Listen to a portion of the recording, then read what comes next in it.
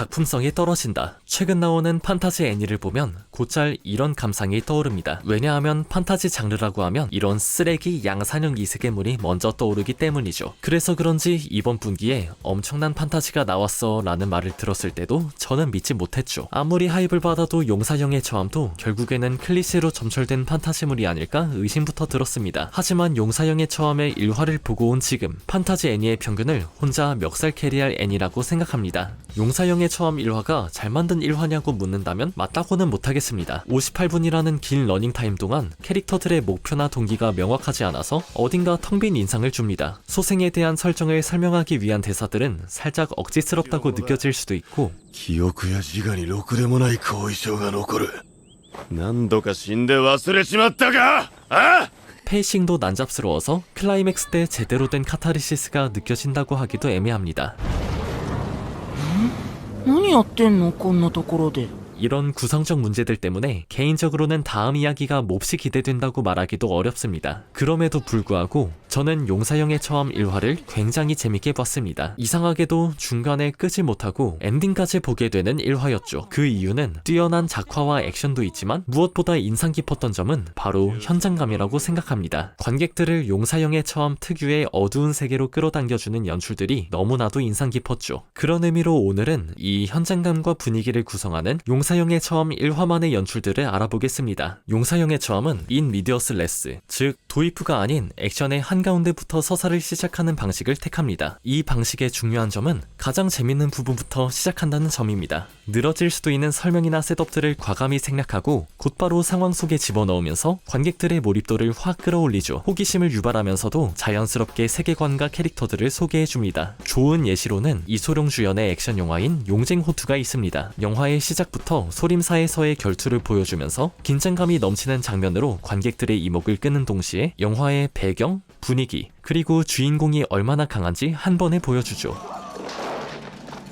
용사형의 처함도 도토가 괴물들에게 쫓기며 도망치는 장면으로 시작하면서 이 세계가 얼마나 척박하고 위험한 곳인지 단번에 각인시킵니다. 다크 판타지를 기대하고 온 관객의 니즈를 시작부터 정확히 건드리는 선택이죠. 인트로에 지루하게 느껴질 부분이 아예 없게끔 설계되었습니다. 사실 이런 식으로 이야기를 시작할 때 관객들이 필요하지 않고 캐릭터들의 목적성을 이해할 수 있게 액션을 짧고 간단하게 구성하는 게 기본적으로는 맞지만 액션 차력수를 보여주고 싶다는 제작진의 마음이 잘 전달됩니다. 이 시작 장면의 몰입감과 현장감을 끌어올리기 위해 타카시마 히로유키 감독이 선택한 연출은 바로 POV 샷입니다. 괴물에게 쫓기는 도토의 모습을 제3자의 시점에서 따라가는 트래킹 샷이 아니라 도토의 시점인 POV 샷으로 보여줍니다. 이렇게 말이죠.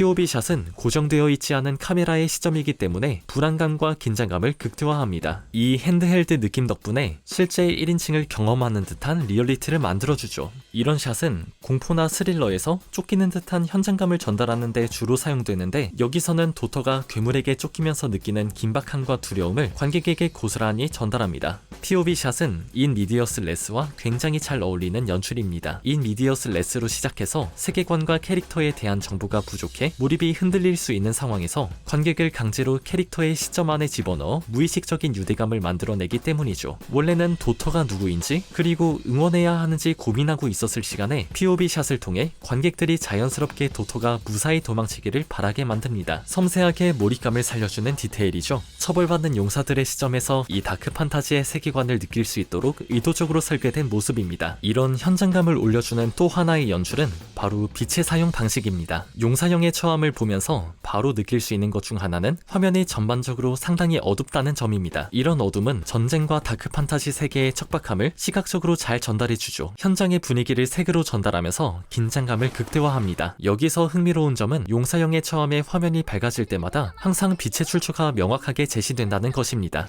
이런 장면 또는 이런 장면 それだけで十分だ。 빛의 위치가 확실하게 전달되죠. 햇빛이든 불빛이든 빛이 어디서 오는지가 분명히 보이기 때문에 관객은 장면 속 공간을 쉽게 인식하게 됩니다. 공간적 이해도가 올라가니 캐릭터들이 서 있는 세계가 실존하는 공간처럼 느껴지면서 현장감과 몰입감이 올라가죠. 물론 여기에는 디테일하게 그려진 배경 작화가 중요합니다. 이렇게 일몰의 색이 생생하게 표현된 걸 보면 세계관의 리얼리티가 올라갈 수밖에 없죠. 제작진이 확실히 이런 부분에서 공을 들여서 세계관의 몰입도를 최대로 높이고 싶다는 의도가 보입니다. 또한 이 빛의 표현은 어둠과 강하게 대비되면서 더욱 극적인 효과를 만듭니다. 여기 이런 장면처럼 빛의 위치를 알아도 평평해 보이는 평범한 애니들과는 사뭇 달라 보이죠? 이런 대비를 위해 중요한 건 캐릭터들의 위치입니다. 빛의 방향과 인물의 위치를 의도적으로 어긋나게 배치함으로써 자연스러운 그림자를 만들고 시각적인 포인트들을 형성하죠. 이런 대비는 빛의 존재를 더 살려주는 역할도 있지만 특유의 극적인 이미지를 만들어줍니다. 예시를 들자면 테오리타가 자이로를 도와주겠다고 이야기하는 장면입니다. 이 장면에서 테오리타와 자이로가 서 있는 위치를 보면 의도적으로 빛의 방향과 수직으로 서 있습니다. 이런 식으로 인물들을 배치하면 빛이 캐릭터의 정면에 떨어지지 않기 때문에 얼굴 전체가 밝아지지 않고 자연스럽게 그림자가 생깁니다. 그래서 자이로가 여신이 싫다면서 돌아보는 장면에서 자이로가 여신에 대해 부정적인 이야기를 하면서 해를 등지며 얼굴에 그림자가 지게끔 구성한 거죠. 밝게 빛나는 테오리타의 얼굴과는 확 대비됩니다. 이런 식으로 뚜렷한 빛의 출처는 시각적인 연출 포인트를 만들어줍니다. 전쟁에 돌아가겠다면서 어둠으로 다시 들어가는 자이로. どった。作戦続行だ。お前らに何ができる。 싸움이 끝나면서 일출과 함께 다시 밝아지는 하늘 등 よもや不服と申すのではないでしょうね。 빛을 사용한 재밌는 연출들이 꽤 많이 나옵니다. 연출적인 효과와 장소에 대한 설득력 모두 효과적으로 잡은 모습이죠. 이런 연출은 단순히 화면을 예쁘게 만드는데 그치지 않고 캐릭터의 감정과 선택을 시각적으로 보여줍니다. 결론적으로 용사형의 처음 1화는 깔끔하게 정리된 이야기를 보여주는 에피소드는 아닙니다. 관객들이 세계관과 인물들에게 몰입하는 보통의 과정이 빠진 상태로 오래 지속되면서 대부분의 사람들에게는 작화 촬영쇼처럼 느껴졌을 수도 있을 것 같습니다. 그래서 이 1화는 잘 짜인 이야기라기보다는 세계관을 몸소 느낄 수 있도록 막무가내로 던져진 느낌에 가깝습니다. 누군가에게는 불친절하고 너무 오래 지속된 현장일 수도 있고 누군가에게는 강렬한 첫인상이었을 수도 있을 것 같습니다. 그래도 확실히 저는 이 다크 판타지의 현장감이 잘 전달되어서 기억에 남는 시작으로 느끼게 만드는 건 성공했다고 생각합니다. 다들 용사형의 처음 1화 어떻게 보셨나요? 댓글에 남겨주세요.